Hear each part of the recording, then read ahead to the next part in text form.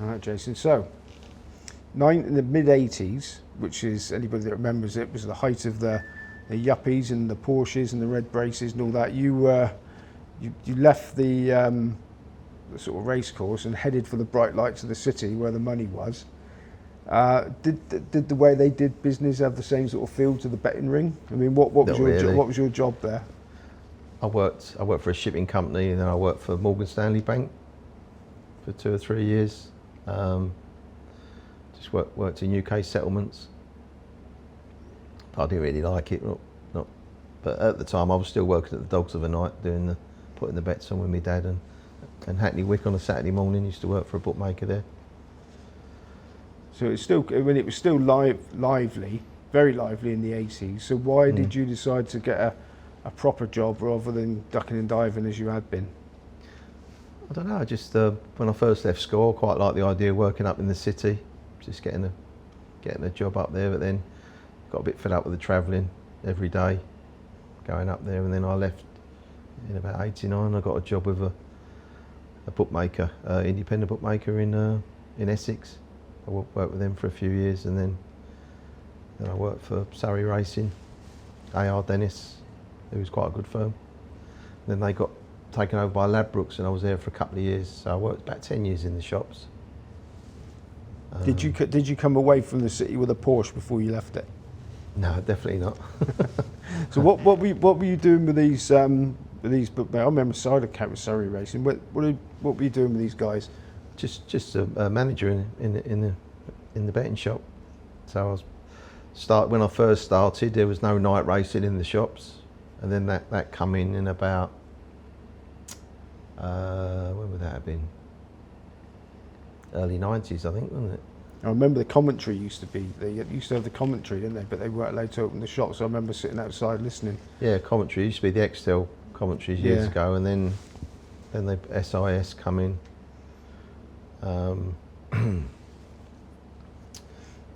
Then obviously night racing, Sunday racing. So it used to be 2 meetings in the afternoons and a dog meeting, I think. Not like it is now, 7 on a Saturday and... Yeah. So when you were working in betting shops, were you able to spot people like you that were coming in, sticking on lively money? And how did you deal with it if they were? Yeah, you used to get the odd few. I remember I worked up for Surrey Racing, and there was a fella there who used to come in, shop in Grazing Road, who used to put on a bit of warm money, and they used to want to know what he was betting, so you'd have to ring through all his bets, but they still used to take them. But obviously, at the time, then people was paying tax on, so there wasn't so many warm punters. They would be betting at the tracks. And so when these lively ones come in, would you nip around corners of Mecca and have yours on? Never really followed people in the shop. I used to get quite a lot of info then. We used to get some good tips and stuff. So I just used to speak to a few of my colleagues who I've always dealt with. We'd always used to get some good tips. So people watching this would be wondering, I mean, the dream is to have somebody that rings you up and gives you loads of lively information. I mean, obviously you built up a network over the years. But I mean, you were telling me before we started this, you weren't just doing racing and greyhounds, you were putting bets on for golf and rugby and all sorts. I mean, how did you sort of come into contact with people that were real sort of experts on those sort of sports? Just through a friend of a friend, I got introduced to a fellow I used to do the rugby with, who was a market maker for Sporting Index. Used to deal with him. He was very good. Used to get some decent bets on then. So you didn't have a problem getting decent bets on rugby? No, you could then. They was quite happy to take 10 to 11 chances, they always thought. But then, as time went on, they used to move all the lines on the handicap, so it's quite hard to get on. Whereas the lines would sort of stay there for a while, and then... And had you got sort of sophisticated enough that you would have multiple accounts with people so that you could get on telephone? Obviously online was still not a thing, I'm assuming, back then, but you could ring up sort of Sunderland's and whoever, and you used to have accounts, not always in my name, in different people's names. Yeah. Used to go around the shops myself, getting on the rugby and stuff. I suppose where were you based at this point? I've always lived in Essex. Right, so you had quite a few betting shops within a fair radius. Yeah, there was quite a lot in Essex, and you could always get on a train or drive North London, South London, Newmarket. Travelled all over the place really to get on. I've been thrown out of plenty of shops over the years. So how long would it take them before they started to recognise you? Well, obviously years ago it used to last a bit longer, but obviously now, about 2 or 3 bets and the phone goes. Is that right? They've actually got facial recognition and stuff like that in shops. They've got cameras up, haven't they? So I go in disguise. No, I'd never go in a Sometimes betting I put shop, my wig on and a hat and that. This is the only one I ever go in. I mean, I'm not placing bets in here either. But Brett Lloyd told me his mum's picture was up next to the picture of the pencil man, sticking on for him. So yeah. I can always remember a friend of mine who used to put on around the shops, and he had quite a lot to draw. So he said, "Oh, can you come out at the back and we'll count some money out for you?" So he's gone out the back. They're counting the money up, and then on the wall there they've got a rogues gallery, not a rogues gallery, but people like who they don't want to take bets on. He said, "I'm counting them. I looked up and I see you on the rogues gallery behind the counter." What, you? Yeah. Oh, lucky it wasn't him, wasn't it? Yeah. So did you follow? Were you following in the rugby and that sort of thing? You know, were you getting a few quid doing this? Yeah. You used to follow the rugby, and it was worth following. So when you've left have you left the city, and are you still working for these bookies at this point, or are you doing that on top, or have you finished it all together and you're just sticking on for a living? Yeah, just doing it for a living. Yeah, I left in '99 at Ladbrokes, and then from then on I've just been putting on. So you're basically a professional commission agent. Yeah, punter commission agent. Yeah. And having worked for for bookmakers all this time, did it surprise you how many people were very good and beating the bookies, especially at things like rugby where there's no secret gallops or anything like that? Yeah. It's all prices, isn't it? Someone makes something a price, then it's all about value, isn't it? So same with the horses, isn't it? So everybody says, but human nature would be if somebody told you they really fancied the horse and it was an even money shot and it went 10 to 11, people would generally, I think people would still back it. But is that the secret to everybody's success? Yeah, it's value, isn't it? Not betting too many short ones really, but obviously the rugby's different, isn't it? Because you're getting, I think you used to get the team news and stuff. Yeah, obviously he was very good. And the golf, we got lucky on the Ryder Cup in, was that 2006?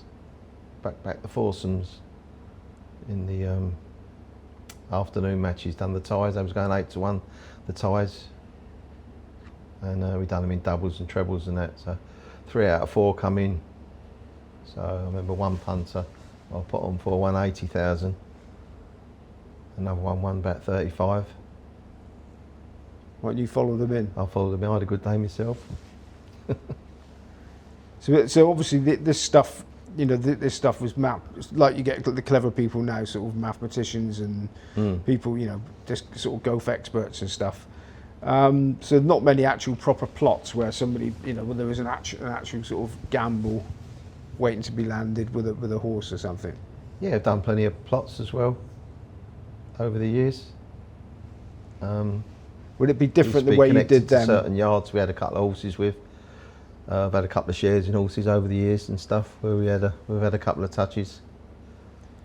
Did you, for things like that, would you have had to been in the betting shop at a certain time?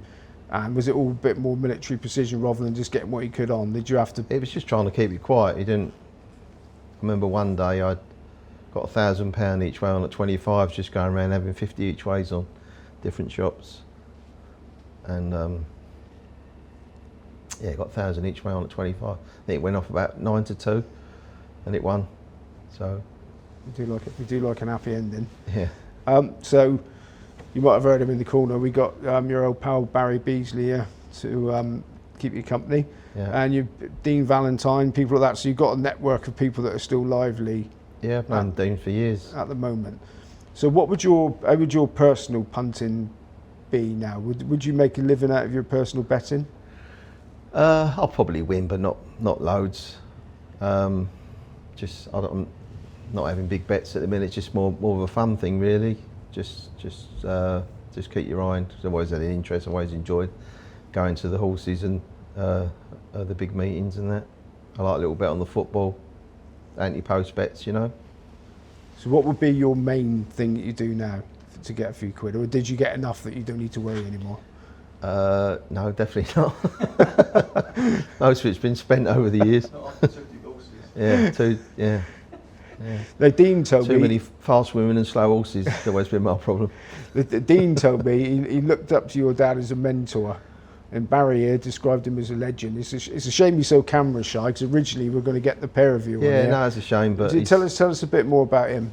Yeah, no, he's always been a charismatic person, and he's been in the game for years. Everyone knows me dad at the dogs and the races. He's been quite a well-known face, you know. And yeah, I've worked with him for years. But he's 85 now. Still interested in the game, but he's not.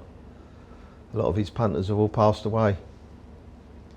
And are there still punters out there you think could be potential clients? I mean, you see a few on the racecourse, see a few what we call bagmen on the racecourse that are sticking on for people on the end of the phone. I mean, you sort of thinking about getting back into it, racing, and you just can't get any money in accounts anymore. I tried the other week. I had a friend give me a few bets, and you just, like my account, they're saying, oh, you can have 500 a month, bet 500 a month. So if someone wants $1,000 on, it's impossible, isn't it?